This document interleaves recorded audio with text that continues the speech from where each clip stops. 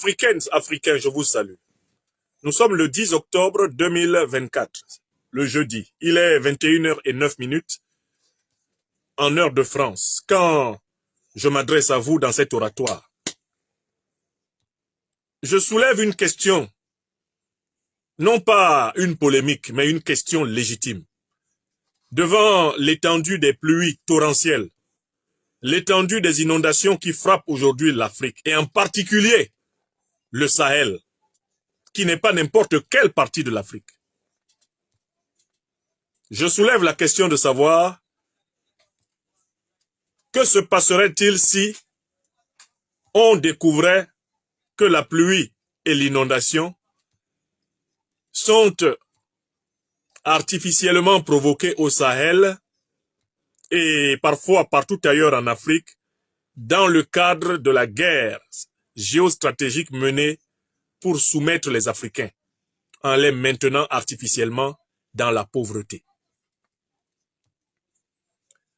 Au moment où je pose cette question ce soir, je voudrais vous dire le plan que je vais suivre pour traiter de cette question. D'abord, je vais commencer par rappeler les évidences à propos de l'origine de la pluie et de l'origine des inondations. Dans la deuxième partie, je vais m'intéresser à l'existence avérée de hautes technologies de provocation de pluie artificielle et à certaines conséquences de cette technique qui ont été observées dans plusieurs pays du monde. Nous allons aller à l'aventure de la lecture. Nous allons découvrir plusieurs comptes rendus à propos des techniques de provocation de pluie artificielle. Nous allons même lire des articles évoquant des situations où des pluies artificiellement provoquées ont débouché sur des inondations. Puis, dans la troisième et dernière partie de mon analyse, je vais m'intéresser à l'usage, aux raisons pour lesquelles je pense que les ennemis de l'Afrique n'hésiteraient pas à utiliser cette technique contre les Africains, surtout aujourd'hui au Sahel. Car en fait, s'il y a des pluies artificielles au Sahel, s'il y a des inondations artificielles au Sahel, il faut se poser la question de savoir à qui pourrait profiter un tel crime. Si on sait à qui pourrait profiter un tel crime, on peut savoir qui peut faire cela. Or, ce qui m'a troublé au moment de préparer cette émission, c'est que quand je me suis penché sérieusement sur le dossier, j'ai découvert que ceux qui sont capables de provoquer des pluies et des inondations artificielles se trouvent être justement ceux qui sont les sponsors des organisations terroristes qui attaquent l'Afrique. Il y a une coïncidence entre ceux qui sont les maîtres de ces capacités et ceux qui, depuis l'attaque de l'OTAN en 2011 contre l'Afrique, ayant pour but d'empêcher que Kadhafi rende possible la fin de l'hégémonie du dollar, de l'euro et du franc CFA sur les Africains, depuis cette attaque, les puissances qui ont participé à cette attaque se trouvent précisément être les principales maîtresses de la technologie de provocation de la pluie et de l'inondation artificielle, selon les documents que j'ai consultés. Mieux, les principaux alliés au Moyen-Orient de ces puissances, à savoir les monarchies du Golfe, sont à l'avant-garde des hautes technologies de provocation de ces pluies artificielles.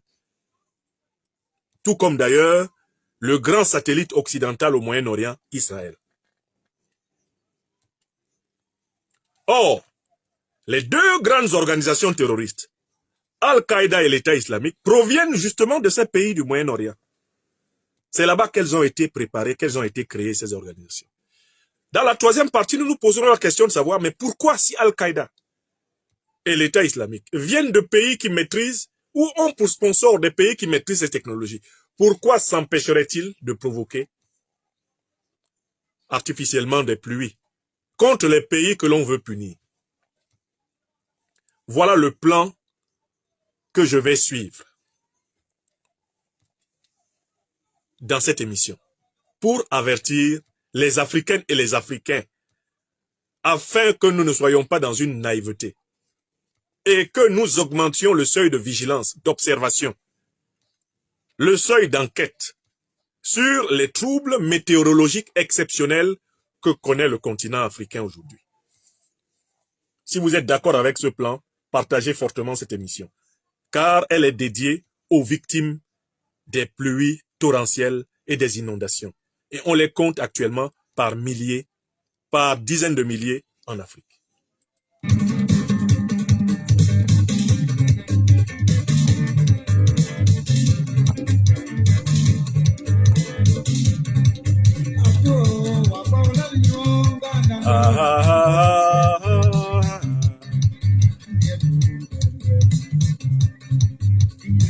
Gang, gang.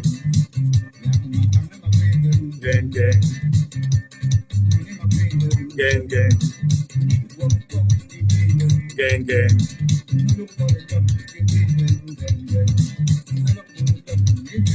Gang, gang. Big wing gang. Très bien.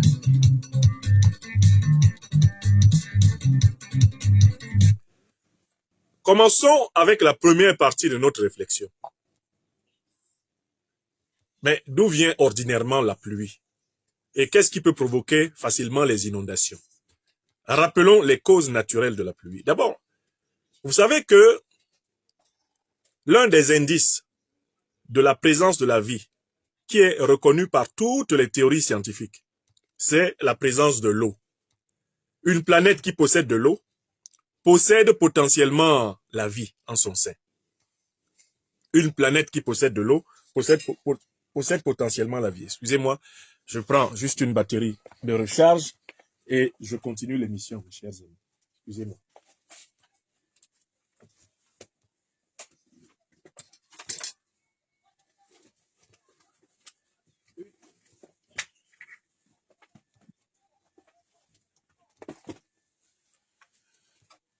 Excusez-moi. C'est malheureusement un téléphone qui avait commencé à s'affaiblir.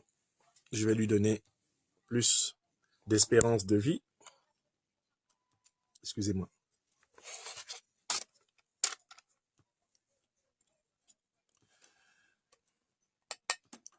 Voilà, hop. Nous allons mettre celui-ci de ce côté-là.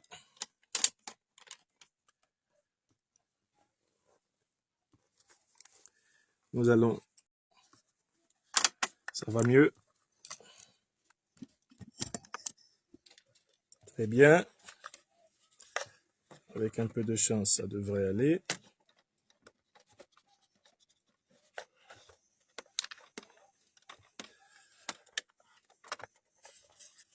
C'est toujours la bataille de l'énergie quand on communique. Merci mes chers amis, merci de votre patience. Voilà. Ça devrait aller. J'ai de l'énergie partout, bien distribuée. Donc, j'en étais à la première partie de mon exposé. Oui, Smart Samba, la plupart des livres que j'ai derrière moi, je les ai lus. La plupart. Mais il y a d'autres qui ont été lus partiellement parce que j'en ai exploité des parties. Mais la plupart des livres, ceux-là qui sont derrière moi, ils sont déjà lus. Mais un livre a vocation à être relu plusieurs fois. Bon, alors, je continue. Actualisez le direct si vous avez des problèmes de signal. Actualisez le direct. Faites comme si vous le retéléchargiez à 0. Rassurez-moi que vous m'entendez. Alors, qu'est-ce que je dois faire pour... que dois-je faire pour vous? Voilà. Alors, très bien. Si c'est revenu, c'est parfait. Merci, merci, cher Pierre. Pierre Gentil. Voilà. Donc, j'en étais à la première partie. Comment la pluie tombe-t-elle? D'abord, partons du principe que l'eau est un élément naturel essentiel. Et partout où la vie prospère, il y a de l'eau. Donc, on ne va pas s'étonner du fait qu'il y ait de l'eau sur la Terre. Parce que la Terre a été conçue par la nature. Ou, selon les hypothèses, donc, pour ceux qui en ont la conviction par Dieu, pour héberger la vie. Et pour cela, l'eau est un élément essentiel de la Terre.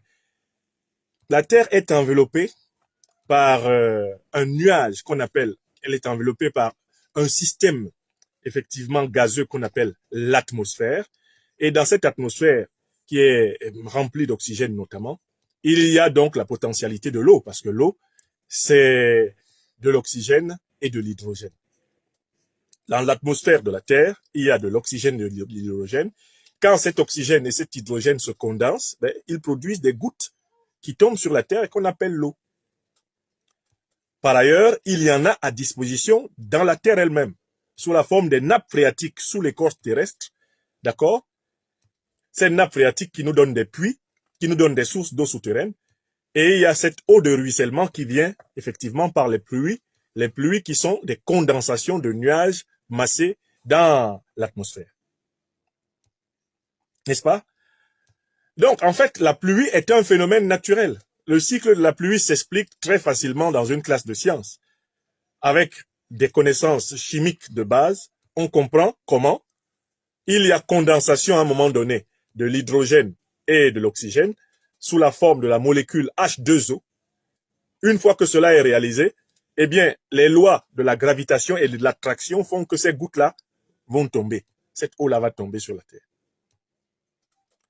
Donc, commençons par constater que c'est normal qu'il pleuve.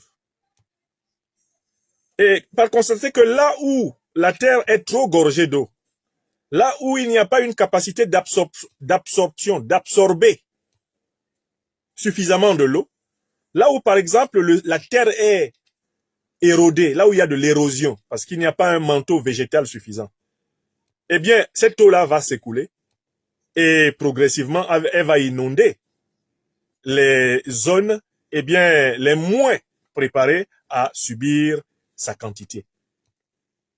Donc je voudrais que tout le monde constate que on n'a pas besoin d'être un spécialiste de la météorologie, un spécialiste de l'hydraulique pour comprendre qu'il est normal qu'il pleuve sur une planète qui a été conçue par la nature, mieux conçue par Dieu pour qui est la vie. La pluie et de temps à autre l'inondation sont des phénomènes naturels. Ces phénomènes naturels peuvent être cependant aggravés par des facteurs culturels. Par exemple, l'action de l'homme sur la terre débarrasse progressivement la terre de son manteau végétal. Ce qui fait que quand la pluie tombe, le ruissellement des eaux est beaucoup plus puissant. Et ces eaux ont tendance à racler les terres qui sont fertiles et à les emporter dans les fleuves, dans les torrents. Ce qui fait par la suite que l'excès de pluie et les inondations vont rendre difficile la fécondité des terres agricoles. Donc l'action de l'homme sur la terre peut contribuer à aggraver ou à améliorer l'effet de la pluie. L'action de l'homme sur la terre peut contribuer à aggraver ou à améliorer les effets des inondations. Car en fait, il y a des systèmes civilisationnels où les inondations ont été pensées et anticipées pour rapporter à l'homme. C'est le cas par exemple du fonctionnement de l'antique et multimillénaire civilisation négro-égyptienne. On dit souvent que l'Égypte est un don du Nil. Qu'est-ce que cela veut dire? Le Nil est un fleuve qui a la particularité de produire de façon saisonnière des inondations, c'est-à-dire de sortir de son lit et de s'étaler dans les plaines. Nos ancêtres négro-égyptiens, ayant compris le rythme de fonctionnement de ce fleuve, en avaient profité pour anticiper sur ces inondations et les utiliser pour développer de manière saisonnière l'agriculture. Car quand le Nil sort de son lit, il apporte justement le limon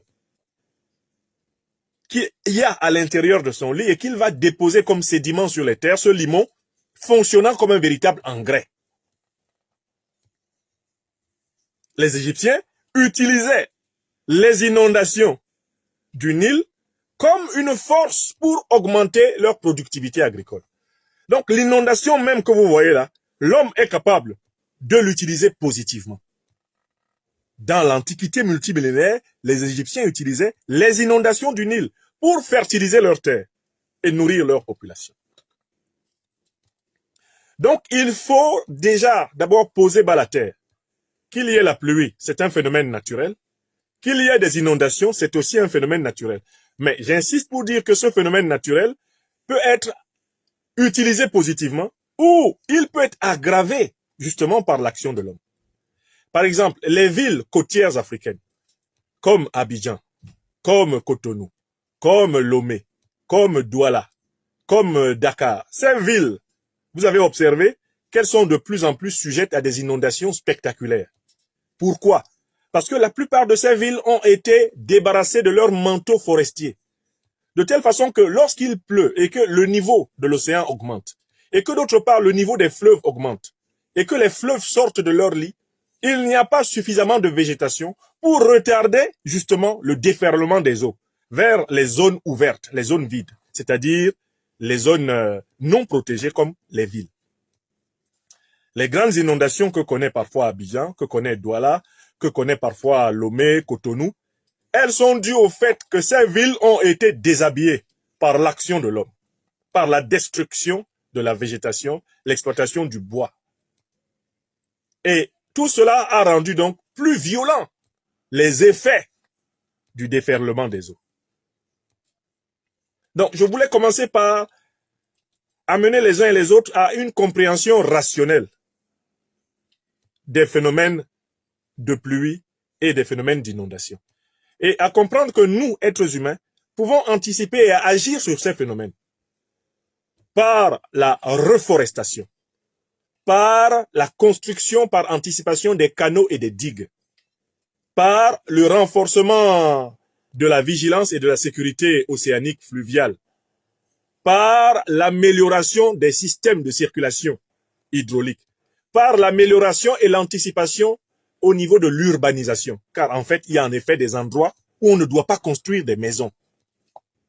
Quand on a étudié le système hydraulique, quand on a étudié le système pluviométrique, quand on a étudié le système météorologique d'une région, on met en place une politique d'urbanisation conséquente.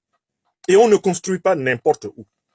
En fonction des connaissances qu'on a de l'environnement météorologique, de l'environnement pluviométrique.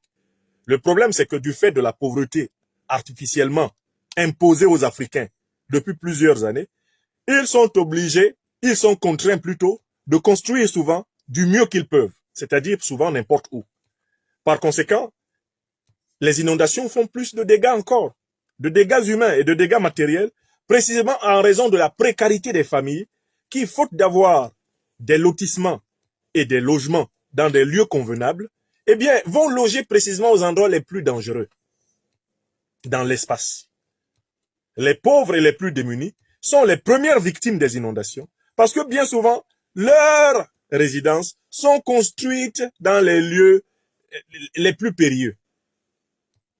Et ces inondations ne montent en puissance et ne frappent les villes et les riches que précisément lorsque, en fait, il y a eu une destruction massive du manteau forestier des villes, il y a eu une destruction massive des protections et il y a eu des politiques de courte vue. Dans la première partie de cette émission, de cette conférence, je voulais ramener la pluie et l'inondation à l'échelle de la compréhension de l'homme. Les faire comprendre comme des phénomènes de la raison, des phénomènes analysables par la raison. Je voulais ici commencer déjà par écarter la précipitation avec laquelle nous, Africains, avons parfois tendance à expliquer par des causes magiques, par des causes mystérieuses, des phénomènes que Dieu ou la nature nous ont donné la capacité de comprendre et de modifier rationnellement. Il faut que l'Africaine et l'Africain reprennent confiance en l'intelligence que la nature et que Dieu nous ont donnée et en fassent l'usage le plus approprié. Car Dieu ne peut nous aider que si ce qu'il nous a donné pour nous aider nous-mêmes est correctement utilisé. C'est le cas de l'intelligence rationnelle, de la prévision, de la prévoyance, de la prévenance, de la justice, de la solidarité, de la recherche de la haute connaissance. Cela, le Tout-Puissant nous a donné la capacité d'apprendre. Et nous ne pouvons pas nous plaindre de lui si nous n'utilisons pas la capacité qu'il nous a donnée. Ça, c'était la première partie de mon raisonnement. Donc, je pense et je persiste à penser que la plupart des pluies et des inondations que nous avons en Afrique sont des phénomènes naturels, plus ou moins aggravés, accentués, en fonction de l'impact de l'homme lui-même sur son environnement. Ça, c'est la conclusion de la première partie de ma réflexion. Je crois que vous la partagez avec moi. On ne va pas voir dans la moindre pluie, la moindre inondation qui arrive, eh bien, un phénomène étrange. Commençons d'abord par reprendre confiance en notre réseau. Merci à toi, Armando William Tapsoba. Peut-être qu'un jour, ça arrivera. Merci. Alors, deuxième partie de mon raisonnement. La question qui se pose est la suivante. Est-ce que les hommes ont acquis entre-temps la technologie qui leur permet de produire artificiellement la pluie?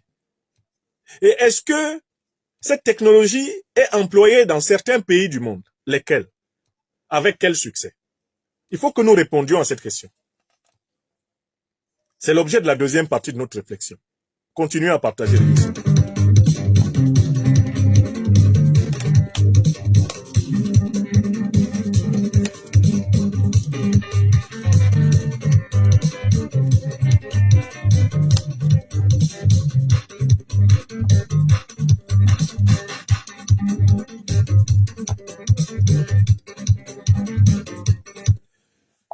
Africaines, Africains, amis européens, asiatiques, américains, vous qui êtes dans les îles de l'océan Atlantique et de l'océan Indien, je suis en mesure d'affirmer formellement aujourd'hui que la technologie de fabrication artificielle de la pluie est maîtrisée par plusieurs pays dans le monde. Les pays qui sont les plus cités sont les pays de l'Orient, du Moyen-Orient et de l'Occident, qui sont les maîtres de cette technique. On cite souvent la Chine, et il y a plusieurs articles qui attestent du fait que la Chine a plusieurs fois utilisé cette technique, et l'utilise encore, pour produire artificiellement la pluie dans les régions arides de son territoire, et assurer ainsi l'arrosage du sol et le fonctionnement agricole. Après la Chine, qui est fortement citée pour cela, sont cités les États-Unis, dont les territoires désertiques vers la côte californienne, les territoires de la région du Texas, ont été l'objet et sont régulièrement l'objet de l'utilisation de cette technique. Technique de production artificielle de la pluie. La troisième région fortement citée dans toutes les études que j'ai consultées avant de préparer cette émission, c'est le Moyen-Orient, avec les monarchies du Golfe, c'est-à-dire l'Arabie Saoudite, le Qatar, le Bahreïn, Dubaï, les Émirats Arabes Unis, le Sultanat d'Oman, tous les pays du Moyen-Orient, y compris bien sûr Israël, sont très avancés dans l'utilisation et la fabrication artificielle de la pluie. C'est le troisième grand groupe de pays utilisateurs de cette technique, utilisateurs réguliers. Quand on traverse et qu'on entre en Afrique, les pays réputés utiliser cette technique sont les pays d'Afrique du Nord. Sont régulièrement cités les noms du Maroc, de la Tunisie, de l'Algérie, de l'Égypte et même de la Libye. Tous les pays d'Afrique du Nord instrumentalisent ces techniques. Le Koweït, ça c'est au Moyen-Orient. J'ai oublié de citer le Koweït. Mais vous êtes ici dans l'émission du docteur des preuves. Le docteur des preuves ne parle pas à son peuple sans amener son peuple dans les faits eux-mêmes. Je vais donc vous donner lecture de quelques petits articles. J'ai fait une petite sélection d'articles pour vous. Une petite sélection. On va lire 2 ou 3. Je les ai choisis dans la presse occidentale, de préférence dans la presse française, puisque je suis persécuté par M. Macron au motif que je critiquerais la politique africaine de la France. J'ai intérêt à toujours prouver qu'il y a d'autres Français, de toutes couleurs, pas seulement de la mienne, qui ont dit ce que je dis, qui l'ont publié sans être persécutés, histoire de lui dire que je ne suis pas masochiste, qu'il me laisse tranquille, je fais juste mon travail de philosophe, d'intellectuel, engagé pour l'émancipation, la prospérité et la dignité du peuple africain. C'est tout. Sinon, les connaissances que je mobilise sont des connaissances objectives qui sont partagées par tous mes concitoyens de toutes origines et de toutes couleurs. Voilà pourquoi, fidèle à notre méthode, qui selon le proverbe ivoirien dit que quand c'est difficile, il faut manger ton piment dans la bouche des gens, on va leur donner la parole. Je vais citer le journal qu'il a dit, citer ce que ce journal a dit, et vous faire constater que le journaliste ni le directeur du journal ne sont pas persécutés. Mais comme c'est moi qui les cite, vous allez entendre que je suis un complotiste. Quand leurs journaux publiaient ça, ils n'ont pas été traités de complotistes. Quand moi, je me contente de rappeler que leurs propres études l'ont publié, là, on vous dit que je suis un complotiste. Il ferme sa gueule, celui-là. Non, je ne la fermerai pas. Je suis un homme libre. Là.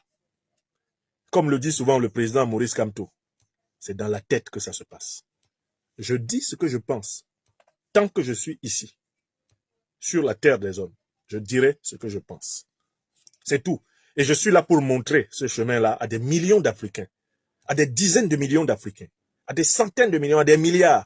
Dire ce qu'on pense et penser ce qu'on dit est une condition essentielle de l'appartenance à l'espèce humaine, dans sa noblesse.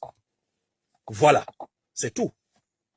Tous ceux qui me connaissent doivent prendre l'habitude de dire ce qu'ils pensent et de penser ce qu'ils disent. C'est comme ça que je suis. Et à la limite, si on doit retenir quelque chose de moi, il faudrait qu'on retienne ce courage-là, de penser ce qu'on dit, de dire ce qu'on pense. Vous voyez? Voilà. Maintenant, je commence l'examen d'un certain nombre de preuves que j'ai accumulées pour vous. Alors, j'ai publié plusieurs articles. Je vais d'abord prendre un article de TV5. Je vais vous prendre un article de TV5. L'article dit, est-il possible de faire pleuvoir sur commande?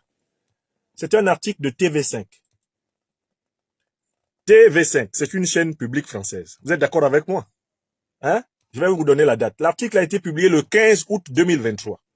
Écrivez, preuve 1, qu'on peut fabriquer artificiellement la pluie. Article de TV5, publié le 15 août 2023, à 13h51. Voici ce qu'il a dit. La pluie peut-elle être artificiellement provoquée? La science et les moyens techniques actuels permettent d'y arriver. Différentes techniques sont possibles afin d'y arriver.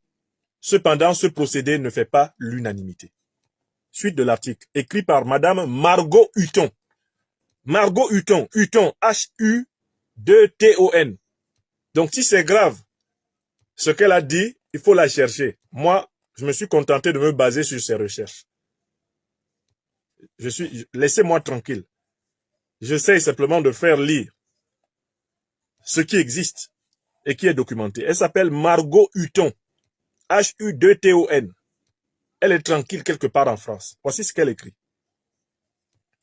Afin de lutter contre la sécheresse et l'aridité, certains pays n'hésitent pas à provoquer artificiellement des précipitations.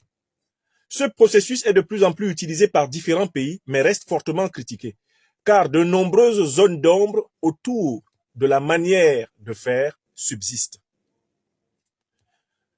Première question posée par Margot Hutton. Margot, M-A-R-G-O-T, Hutton, H-U-2-T-O-N. Comment créer de la pluie artificiellement? La création de pluie artificielle fait partie d'un ensemble de techniques de modification de la météo appelées géo-ingénierie. Ce terme a été défini en 2014 dans un rapport de synthèse du GIEC comme étant un vaste ensemble de techniques fonctionnant à grande échelle et visant à modifier délibérément le système climatique. Fin de citation. Afin de lutter contre le réchauffement climatique. En plus de la pluie artificielle, il existe des méthodes comme le stockage de dioxyde de carbone ou la gestion du rayonnement solaire. Dans le cas de la pluie artificielle, il s'agit d'ensemencer les nuages pour provoquer les pluies. Cela se fait par l'injection de particules de sel ou d'iodure d'argent grâce à des roquettes, des avions, des drones ou appareils diffusant de la fumée depuis la terre ferme. Je relis le paragraphe là, qui est très intéressant. Dans le cas de la pluie artificielle, je lis ça une deuxième fois, à notre manière inimitable, selon la tradition africaine. Dans le cas de la pluie artificielle, il s'agit d'ensemencer les nuages pour provoquer les pluies. Cela se fait par l'injection de particules de sel ou d'iodure d'argent. C'est un composé chimique à base d'un mélange de nitrate d'argent et de potassium. Grâce à des roquettes, des avions, des drones ou des appareils diffusant de la fumée depuis la terre ferme. Je le redis une troisième fois. Dans le cas de la pluie artificielle, il s'agit d'ensemencer les nuages pour provoquer les pluies. Cela se fait par l'injection de particules de sel ou d'iodure d'argent. Il s'agit d'un composé chimique à base d'un mélange de nitrate d'argent et de potassium. Grâce à des roquettes, des avions, des drones ou appareils diffusant de la fumée depuis la terre ferme. Point. Je continue la lecture. Dans une interview accordée au quotidien Le Monde, Andrea Flossmann, professeur à l'université Clermont-Auvergne et coprésidente du groupe d'experts sur la modification météorologique de l'Organisation météorologique mondiale, OMM, explique qu'utiliser ce procédé pour produire plus de précipitations équivaut à jeter une salière dans une énorme quantité d'eau. Il faut pouvoir agir de façon chirurgicale pour que le processus puisse fonctionner selon elle. En 2019, l'OMM a réalisé une évaluation sur ce procédé. Elle montre que la hausse des pluies provoquées varie entre 20% et 0. Question numéro 2, posée par la journaliste. Je rappelle son nom. Elle s'appelle Margot Hutton. M-A-R-G-O-T. Ensuite, H-U-2-T-O-N. On continue. Qui utilise ce procédé? Écoutez la liste. La Chine s'est lancée dès 2019 dans la modification artificielle de la météo, avec un premier plan national en ce sens. Elle se positionne comme le leader mondial de cette pratique. Elle utilise principalement des projectiles d'iodure, tirés depuis des avions ou des canons au sol. Plusieurs autres pays, comme les Émirats arabes unis, l'Arabie saoudite, les États-Unis, l'Afrique du Sud, le Mexique, la Thaïlande, mais aussi la France, ont également des programmes de production de pluie artificielle. Je relis le paragraphe là une deuxième fois. Plusieurs autres pays, après la Chine, comme les Émirats arabes unis, l'Arabie saoudite, les États-Unis, l'Afrique du Sud, le Mexique, la Thaïlande, mais aussi la France, ont également des programmes de production de pluie artificielle. J'espère que vous notez au passage que Margot Hutton s'arrange pour citer la France en dernier et précéder le nom de la France par deux mots, mais aussi. Seulement aussi. Mais aussi. Histoire de dire, bon, on peut citer la France, mais aussi seulement. Aussi. On avance. Aux Émirats arabes unis, les projets de pluie artificielle ont vu le jour en 2010, avec un projet gouvernemental sur la ville d'Abu Dhabi, avec de larges parasols métalliques destinés à charger l'air électriquement. La ville de Dubaï a commencé à tester l'encensement des nuages en 2017 par l'intermédiaire d'avions. Depuis 2021, la ville emploie également des drones pour déséquilibrer les charges de nuages et provoquer la pluie. Est-ce que vous êtes au courant de ce que je viens de lire?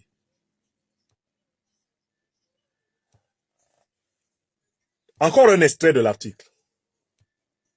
L'intervention intentionnelle à grande échelle dans des systèmes naturels suscite une attention croissante, mais les risques et les conséquences inattendues sont mal compris. Faute d'évaluation scientifique complète et les règles nécessaires pour les encadrer n'existent pas, avertit la Commission européenne. En l'état de leur développement, elles représentent un niveau de risque inacceptable pour l'homme et l'environnement, résume la Commission dans un communiqué.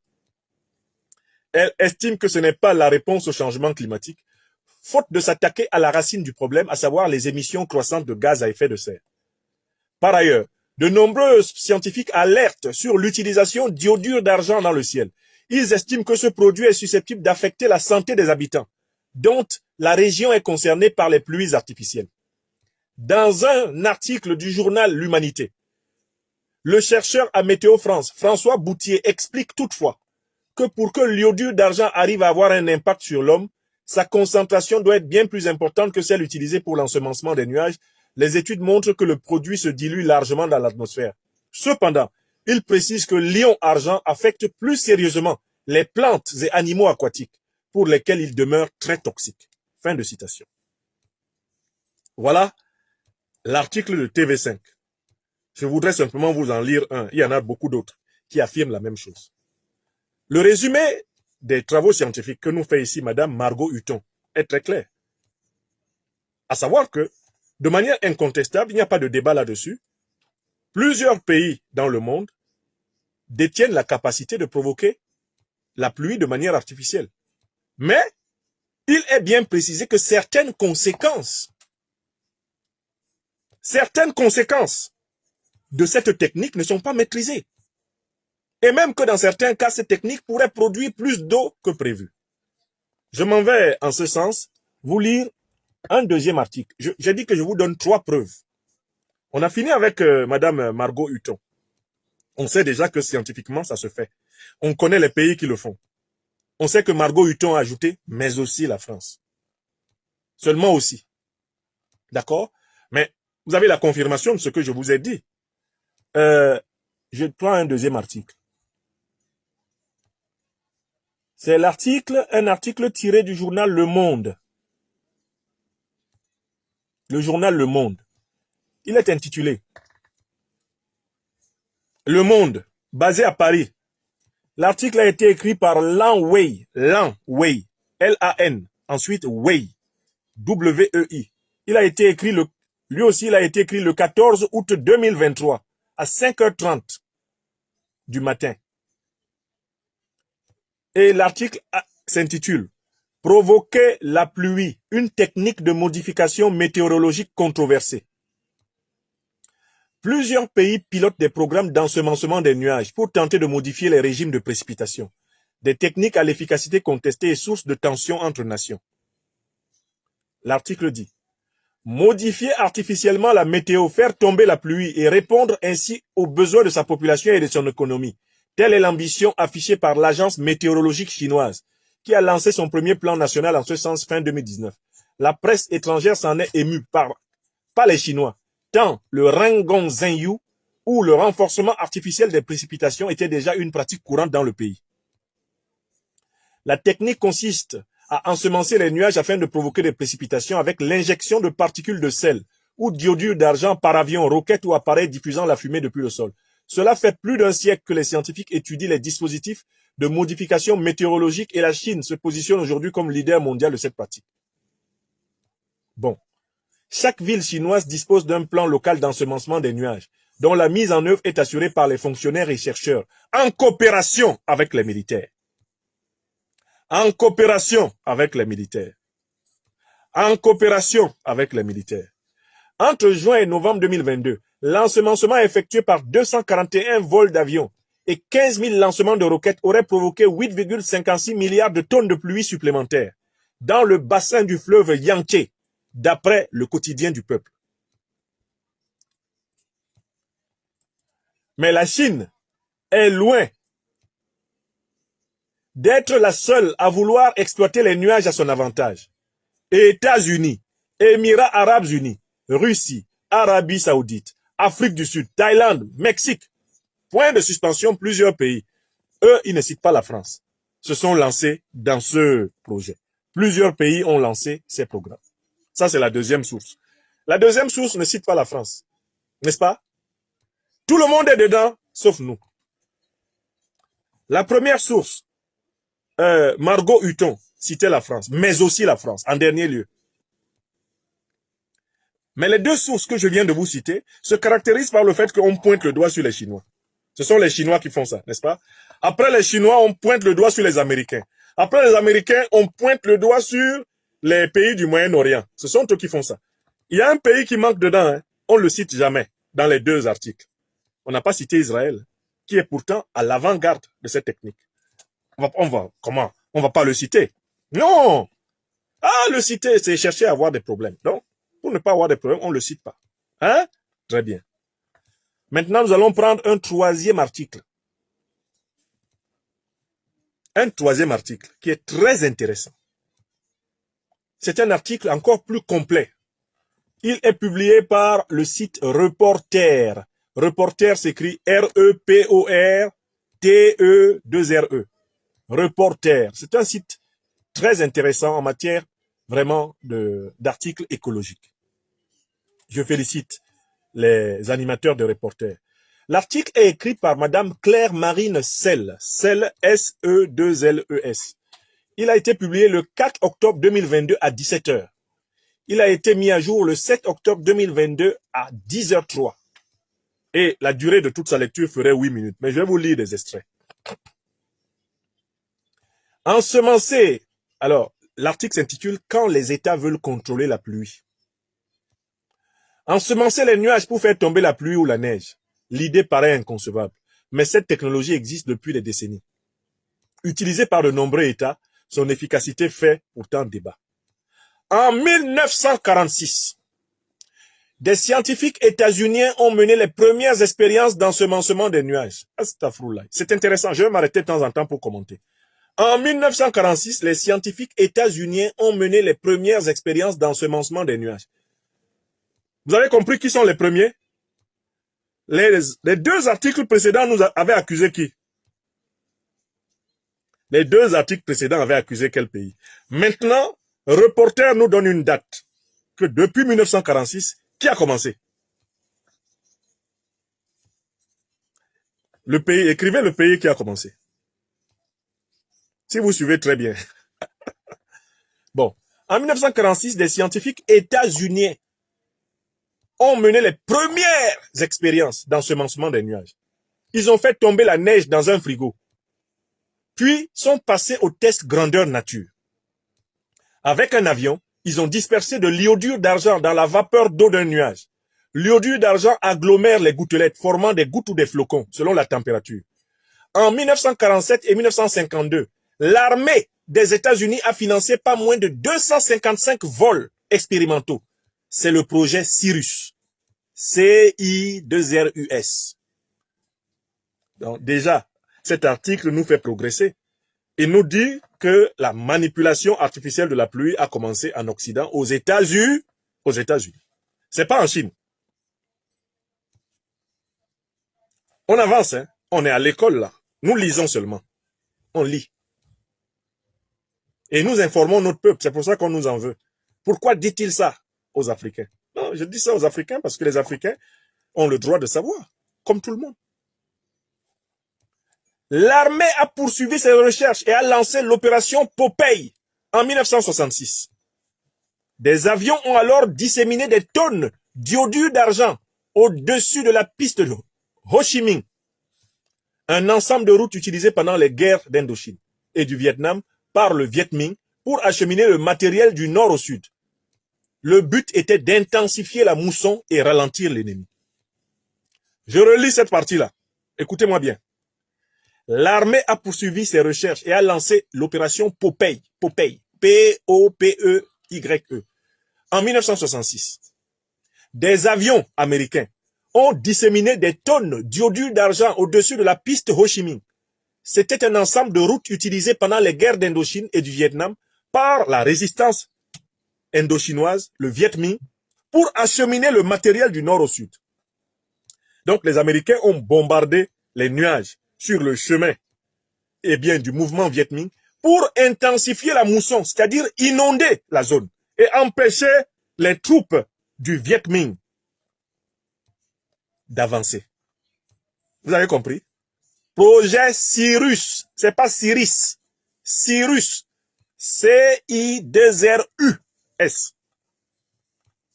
Michaela Kidon. Projet Cirrus. L'opération a été rendue publique en 1971 et est mal passée. Une convention de l'organisation des Nations Unies interdisant la modification du climat à des fins militaires, surnommée Convention Anne-Mode, est entrée en vigueur en 1978. D'accord? Cette convention n'a pas interdit l'utilisation du contrôle du climat à des fins civiles. La Chine est aujourd'hui le leader mondial dans ce domaine. Donc, en fait, les Chinois ont simplement dépassé les Américains à leur propre jeu. En 2008, le pays a tout mis en œuvre pour que la météo soit clémente pendant les Jeux olympiques. Une centaine de militaires et 2 avions ont été mobilisés. Cette opération d'ensemencement a coûté $1 demi-million. En 2016, la Chine a envisagé un gigantesque programme de modification du climat. Le pays voulait dévier la vapeur d'eau depuis le sud, humide, vers le nord, aride. 4 ans plus tard, Pékin a promis la construction de centaines de turbines sur le plateau tibétain pour augmenter la quantité de neige. Le méga-système devrait être opérationnel en 2025. Difficile d'obtenir des informations plus détaillées, mais l'annonce a suffi à provoquer l'inquiétude de pays voisins, dont l'Inde. 10 fleuves asiatiques majeurs prennent leur source sur les hauteurs de l'Himalaya.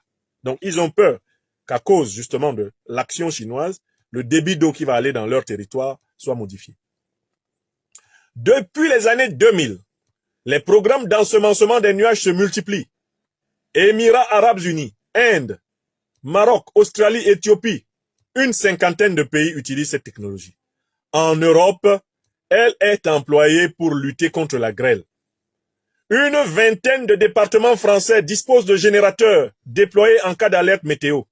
C'est plus de 1000 générateurs envoient de l'iodure d'argent à haute altitude pour réduire la taille des grêlons qui frappent les exploitations agricoles. Donc la France maîtrise parfaitement et utilise la technologie en question. Le 13 avril dernier, ils ont fonctionné dans 12 départements. C'était le 13 avril 2022, année d'écriture de cet article. Sa direction souligne, alors c'est une association, la NELFA, qui encadre ces opérations.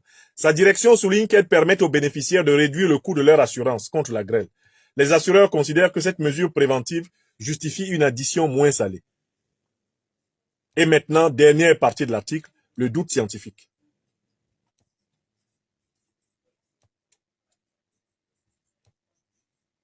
J'ai encore un extrait. Très bien.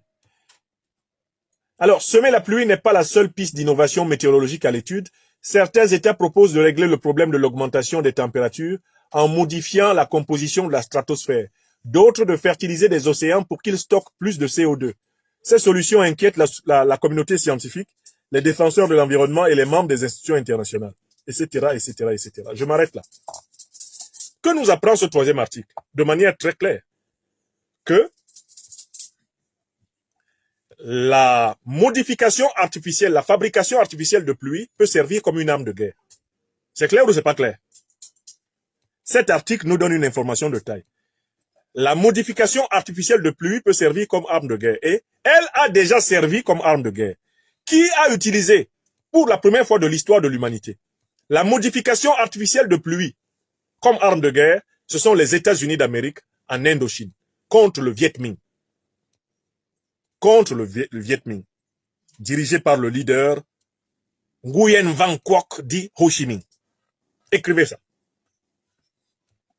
Le grand enseignement du troisième article que je viens de lire, c'est que on peut modifier artificiellement la pluie pour inonder le territoire et empêcher l'adversaire de se mouvoir.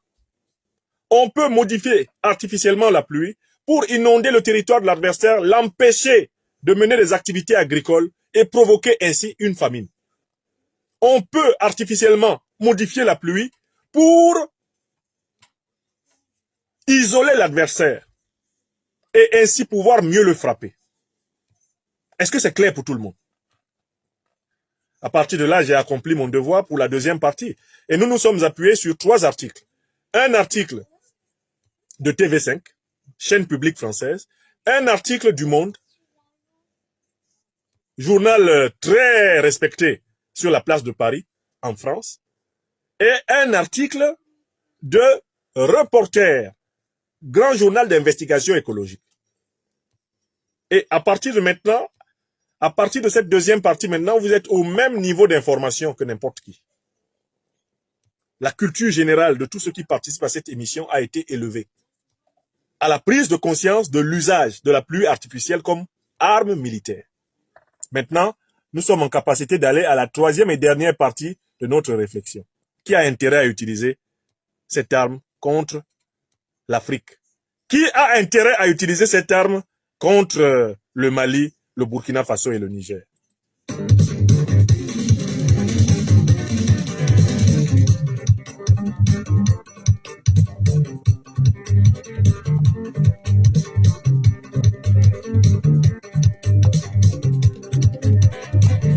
Je vais boire un peu d'eau parce que j'ai déjà fait l'essentiel de la démonstration. Ou bien, je n'ai pas démontré.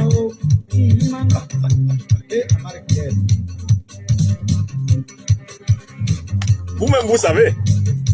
La dernière partie va être rapide. Vous savez. Mais on va parler.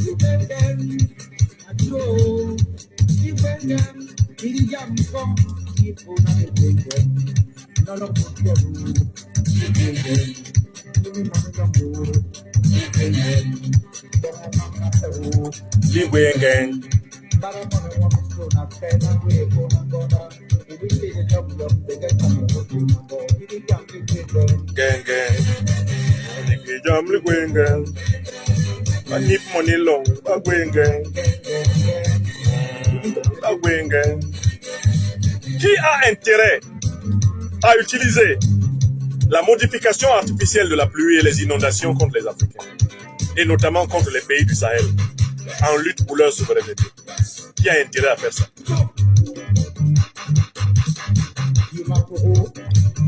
La vérité blesse, mais le sang ne coule pas.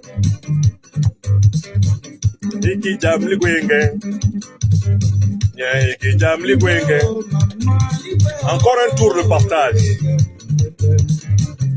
Abbas Ouro, à qui profiterait le cri? Répondez vous-même.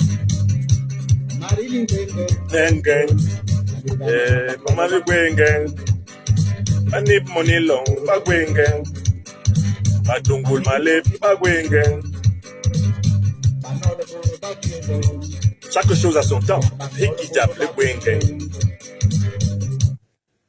Troisième et dernière partie de cette conférence. Qui a donc intérêt à utiliser la technologie de modification artificielle de la pluie, de production artificielle de la pluie, pour punir l'Afrique, et notamment punir les pays africains qui veulent sortir de la domination néocolonialiste et impérialiste de l'Occident et de l'Orient? La raison est toute simple. Pour savoir qui a intérêt à le faire, nous allons d'abord savoir qui a, dans le passé, souvent manipulé les facteurs naturels pour que les Africains disparaissent. Qui a souvent voulu manipuler les facteurs naturels pour faire disparaître les Africains? Ça va nous donner un indice. En 2022, j'ai écrit un article qui a été fortement diffusé dans la presse du Sud global. Le voici. Cet article-là. Je l'ai écrit en 2022. Cet article-là. Il est intitulé « L'Afrique sous la menace des armes de guerre biologiques et chimiques occidentales. Enquête sur le vieux projet d'une Afrique sans les Africains ».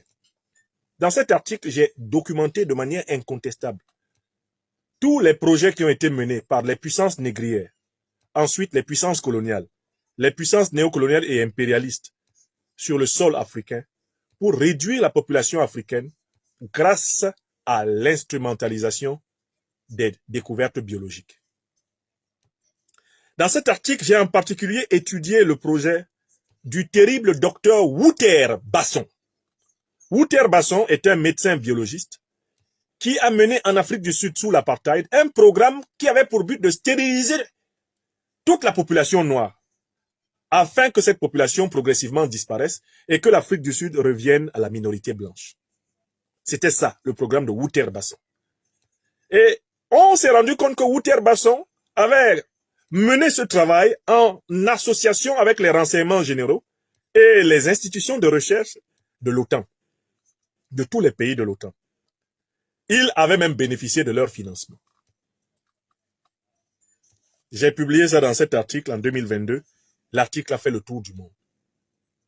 Et j'ai publié un livre comprenant cette étude, l'Afrique, eh bien, sous la menace, l'Afrique sous la menace des armes de guerre biologiques, eh bien, de l'Occident. J'ai ensuite montré qu'un certain nombre de fondations apparemment bienfaisantes envers les Africains et qui travaillent notamment dans les domaines des thérapies préventives. Je ne veux pas dire un mot là parce que ils ont mis des hameçons sur le mot. Dès que tu dis le mot là, oh, tu es un complotiste. Les thérapies préventives.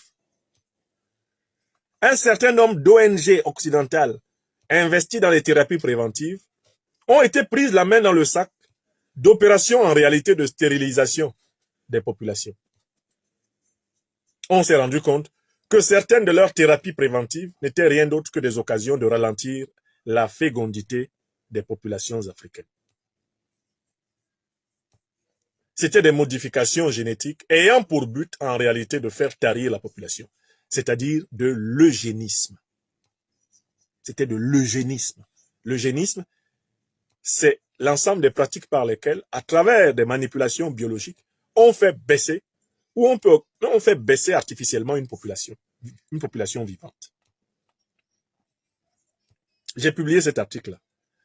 Donc, l'article prouve de manière incontestable que les puissances négrières, colonialistes, néocolonialistes et impérialistes occidentales ont plusieurs fois tenté d'attenter à la vie des populations africaines en utilisant des armes biologiques. C'est une thèse scientifique. Personne ne peut la contester face à moi. L'étude date de 2022. Personne ne m'a accusé de diffamation pour ça. Parce que j'ai donné toutes les preuves. Si vous cherchez l'article que je viens de citer, vous allez le trouver. Il est disponible dans la presse scientifique mondiale. C'est pour ça qu'on me déteste. Parce que je dis ce qui est utile pour ma communauté, mon peuple. Parce que j'utilise le cerveau que Dieu m'a donné pour aider ces créatures. Voilà. Donc ça, c'est le premier argument. Pour savoir qui peut utiliser artificiellement la pluie et les inondations en Afrique pour combattre les Africains. Ceux qui ont pu utiliser des armes de guerre biologiques, bactériologiques, ceux qui ont pu utiliser le bacille du charbon contre les Africains, ceux qui ont utilisé le napalm contre les Africains, ceux qui ont bombardé les Africains avec des armes chimiques, sont exactement ceux-là qui peuvent bombarder des nuages pour provoquer des pluies artificielles, des inondations massives et punir les Africains qui ne veulent pas se soumettre à eux. Ça, c'est la preuve 1. Maintenant, il y a une deuxième preuve. Quels sont les pays qui maîtrisent la technologie de production de pluie artificielle? On nous a cité la Chine. Mais la Chine n'est pas dans une logique d'agression militaire contre les Africains. Il n'y a jamais eu de guerre de la Chine contre les Africains. Dans tous les projets de modification, d'agression contre l'Afrique, la Chine n'a jamais été citée. La Chine a une agressivité commerciale. Elle est boulimique en terre. Elle est boulimique en marché public. Elle est boulimique en matière première, c'est vrai. Mais la Chine n'a jamais été citée. La Chine n'a jamais livré la guerre aux Africains. D'accord? Donc on peut enlever la Chine. Mais toutes les autres puissances qui sont citées, les puissances donc de l'OTAN et celles du Moyen-Orient, sont impliquées dans la guerre contre l'Afrique. Oui ou non? Elles sont impliquées dans la guerre contre l'Afrique comment? D'abord, parce que les deux principales organisations terroristes qui attaquent l'Afrique aujourd'hui sont issues du Moyen-Orient. Et avec la complicité des services secrets moyen-orientaux et des services secrets occidentaux. Al-Qaïda et l'État islamique sont une émanation de cette coalition orientalo-occidentale. N'est-ce pas? Or, on nous dit que pour mener ces attaques, de quoi est-ce qu'on a besoin? De quoi est-ce qu'on a besoin pour mener ces attaques? On a besoin de roquettes, d'avions, de drones ou d'appareils diffusant de la fumée depuis la terre. Les terroristes qui ont été armés par l'OTAN en Libye disposent de tout cela maintenant. N'est-ce pas? Est-ce qu'ils n'ont pas des roquettes? Ils en ont. Est-ce qu'ils n'ont pas des drones? Ils en ont. Est-ce qu'ils ne bénéficient pas du soutien aérien de leurs parrains avec lesquels ils ont bombardé la Libye pendant 6 mois? Tué Kadhafi, volé, pillé ses soutes. Est-ce qu'ils ne disposent pas de l'aide aérienne? Ils en disposent. Est-ce qu'ils n'ont pas la capacité de diffuser de la fumée depuis la terre ferme pour provoquer artificiellement la pluie? Ils en disposent. Tout le matériel et toute la technologie de production artificielle des pluies est entre les mains des pays de l'OTAN et de leurs alliés du Moyen-Orient. Donc, or, l'Afrique est attaquée par la coalition de l'OTAN. C'est bien Barack Hussein Obama, Nicolas Sarkozy, Paul Stéphane de Nagui Boksha, David Cameron qui ont mené le saccage de l'Afrique. Ils ont commencé par la Libye. Ensuite, en Libye, ils ont armé l'État islamique et Al-Qaïda pour qu'ils attaquent le Sahel. Quand Al-Qaïda et l'État islamique ont attaqué le Sahel, ils sont venus imposer aux pays sahéliens d'accepter leur base militaire. Et ensuite, ils ont demandé à Al-Qaïda et l'État islamique de descendre sur le golfe de Guinée. Et ils commencent à imposer aux pays du golfe de Guinée d'accepter leur base militaire. Quand 3 pays du Sahel se sont levés, le Mali, le Burkina Faso et le Niger, pour dire non, ils ont promis de les punir. D'abord, ils ont fait une déclaration conjointe en décembre 2021. Ça ne vous a pas échappé. C'était le 21 décembre 2021 par là. 17 pays, tous pratiquement membres de l'OTAN, ont dit qu'ils allaient punir le Mali. Parce que le Mali avait décidé de changer de partenaire géostratégique dans la lutte contre le terrorisme. Ensuite, ils ont instrumentalisé la CEDEAO en janvier 2022 pour punir le Mali. Vous vous en souvenez? C'était le 9 janvier, si je ne m'abuse. Pour punir le Mali, les mêmes pays. Ils ont demandé à la CEDEAO de faire la guerre contre le Mali. Ensuite, de faire la guerre contre le Burkina. Ils lui ont demandé de faire la guerre contre le Niger. Les mêmes pays. Vous vous souvenez? La coalition de l'OTAN. Donc, nous avons suffisamment d'éléments pour penser que, dès lors que c'est la coalition de l'OTAN qui parraine la déstabilisation de l'Afrique, afin de la maintenir dans une fragilité, qui permette de continuer à piller ses matières premières, l'or, le coltan, le manganèse, le gaz, le pétrole, le diamant, l'uranium, le lithium, etc. Dès lors que nous savons que c'est cette coalition qui en réalité a organisé la grande déstabilisation continentale, nous n'avons aucune difficulté à penser que cette coalition peut tout naturellement utiliser l'arme écologique contre l'Afrique. Mais j'ai un troisième argument pour cela.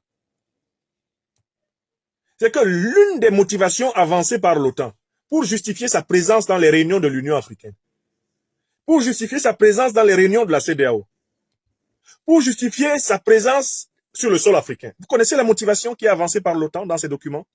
Lutter contre le changement climatique. Je donne un troisième argument. Il se trouve dans les documents de l'OTAN. Ils disent qu'ils sont en Afrique pour lutter contre le changement climatique. Qui les a sonnés? L'organisation du traité de l'Atlantique Nord concerne normalement la partie nord de l'océan Atlantique. Qu'est-ce qu'ils viennent foutre dans les affaires de climat des Africains? Ils justifient leur présence dans les instances politiques, sociales, économiques, dans les organisations gouvernementales africaines. Ils justifient la présence de leur base militaire sur le sol africain par le fait qu'ils seraient là pour lutter contre le réchauffement climatique. Mais justement, par quoi lutte-t-on contre le réchauffement climatique? Entre autres par la fabrication artificielle des pluies et des inondations. N'est-ce pas? Ça fait partie de la panoplie des outils qu'ils utilisent déjà chez eux. Aux États-Unis, qu'ils utilisent déjà chez eux, au Moyen-Orient.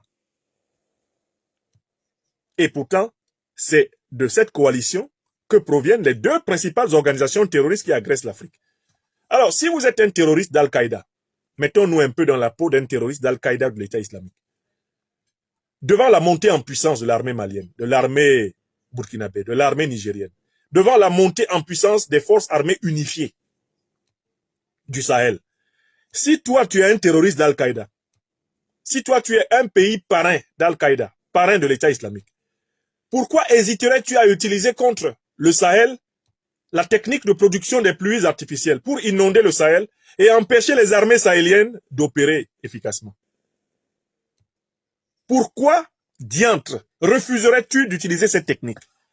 Quand je me mets dans la tête du terroriste, quand je me mets dans la tête du parrain du terroriste, je ne vois pas de raison pour laquelle j'hésiterais à utiliser une technique de production de pluie artificielle, de production d'inondation, qui permettrait de bloquer le mouvement, de restreindre les mouvements des armées ennemies et qui me permettrait même de détruire le potentiel agricole des pays que je veux dominer, afin que ces pays basculent dans la famine, que les populations de ces pays se révoltent contre leurs gouvernants et que je puisse reprendre la main sur une situation que j'ai perdue. Je ne vois pas pourquoi, en tant qu'organisation terroriste, en tant que parrain, comme le dit souvent le ministre Abdoulaye Diop, en tant que sponsor d'organisations terroristes, j'hésiterais à utiliser les techniques de production artificielle des pluies et des inondations. Donc voilà pourquoi, sans que nous puissions, à l'instant présent, disposer de preuves formelles que l'OTAN et ses suppôts terroristes ont effectivement utilisé les techniques de production artificielle de la pluie pour inonder le Sahel, j'appelle les peuples sahéliens et les autorités sahéliennes à explorer sérieusement cette hypothèse. Oui, il n'y a aucune raison que disposant de cette arme, ils ne l'utilisent pas. L'OTAN, les États-Unis ont utilisé cette arme contre le Viet Minh, un mouvement révolutionnaire qui demandait l'indépendance de l'Indochine. Or, aujourd'hui, que demande Assimi Goïta pour le Mali? L'indépendance, la souveraineté totale, n'est-ce pas? Que demande Ibrahim Traoré pour le Burkina? Abdourahmane Tiani pour le Niger? L'indépendance, la souveraineté totale. Donc, les présidents Assimi Goïta, Ibrahim Traoré et Abdourahmane Tiani sont les Ho Chi Minh. Ils sont les Ho Chi Minh du Sahel. Et il n'y a aucune raison qu'une méthode qu'on a utilisée contre Ho Chi Minh, tenter d'inonder, inonder le chemin par lequel il passait pour défendre son pays, il n'y a aucune raison qu'on ne l'utilise pas contre Assimi Goïta. Il n'y a aucune raison qu'on ne l'utilise pas contre Ibrahim Traoré, qu'on ne l'utilise pas contre Abdourahmane Tiani. D'autant plus que j'observe une concentration incroyable de ces précipitations autour des capitales. J'ai regardé la carte des inondations de Niamey. J'ai été impressionné par le fait que l'inondation a consisté littéralement à encercler Niamey. Les inondations qui ont eu lieu là, au mois d'août, au Niger, la ville de Niamey était carrément encerclée. Et qui connaît mieux la cartographie, la pluviométrie des anciens territoires coloniaux que les anciennes puissances coloniales? Qui a conçu même la cartographie et la pluviométrie de ces pays-là, si ce ne sont pas les anciennes puissances coloniales? Elles ont toutes les données. Et elles peuvent savoir où manipuler le climat. D'autant plus que dans les motifs officiels de l'OTAN en Afrique, il y a la lutte, soi-disant, contre le changement climatique. Qui les a sonnés? Qui les a envoyés s'occuper du climat africain? Les Africains existent longtemps, depuis longtemps avant tous les peuples qu'il y a sur la terre. Mais qui envoie ces gens-là s'occuper de nos affaires de climat? Est-ce que nos dirigeants sont sérieux? Héberger l'OTAN à l'intérieur de la CEDEAO, l'OTAN à l'intérieur de l'Union africaine, au motif que l'OTAN vient combattre le changement climatique. Est-ce que c'est sérieux? Est-ce que c'est humain? Est-ce que c'est humainement censé, tolérable? Donc, j'insiste dans cette troisième partie de ma démonstration. Je n'ai pas des preuves formelles de l'utilisation de cette technique par l'OTAN contre les pays africains, même si j'ai des preuves formelles de l'utilisation des techniques de guerre biologique par les pays de l'OTAN contre les pays africains. Et entre la guerre biologique et la guerre écologique, la différence est très mince. D'accord? Mais pour ce qui est de l'instrumentalisation de la pluie et de l'inondation, je n'ai pas encore de preuves formelles.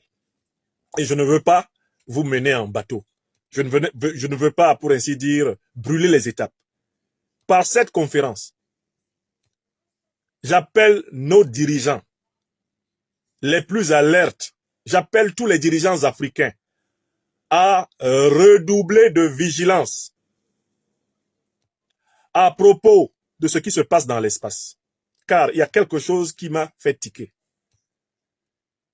Lorsqu'il était récemment à l'ONU, le chef de la diplomatie malienne, le ministre Abdoulaye Diop, notre frère et ami que je salue, Abdoulaye Diop a signé avec son homologue russe un protocole d'accord pour ne pas être les premiers à utiliser des armes de guerre dans l'espace.